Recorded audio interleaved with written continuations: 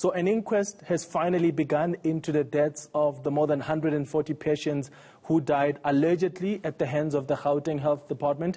What have we heard during the course of the morning?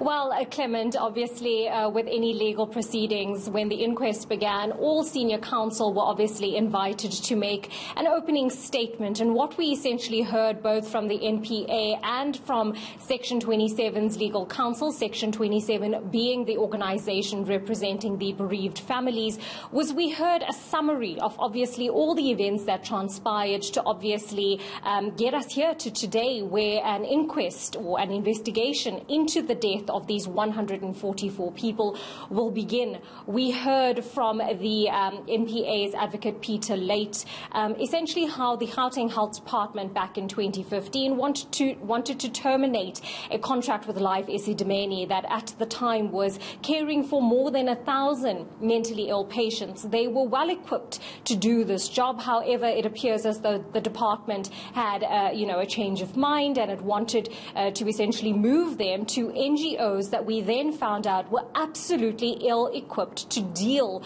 with, mental health users, as they're termed.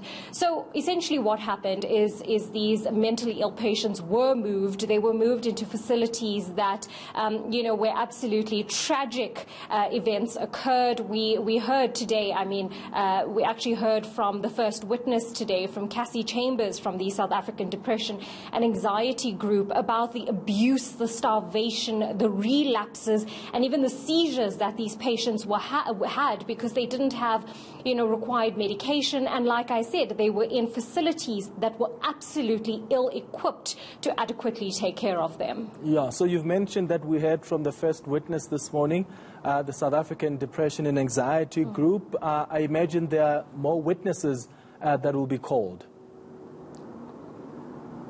Yes, absolutely. There will be quite a string of witnesses. If it's anything to go off by the arbitration hearings into Life Esidimeni, which took place between 2017 and 2018, there were about 60 witnesses there, Clement. So one can only imagine the string of witnesses that the NPA and Section 27 have lined up for this inquest. Very important to mention, the inquest, while it's simply an investigation at this stage to uncover the facts that led to the death of the 144 patients, it doesn't mean that people cannot be held criminally liable. They can be, and that's exactly what they aim to get out of this, at least the bereaved families. And there are criminal charges that can be placed. Clement, if I can just mention, there are about criminal offences are facing approximately 3 potentially accused government officials. Those government officials are former health government officials here in the Gauteng province. It's Dr. Kendani Mahlangu, Dr. Bani Selabano, and Dr. Magabo Manamela.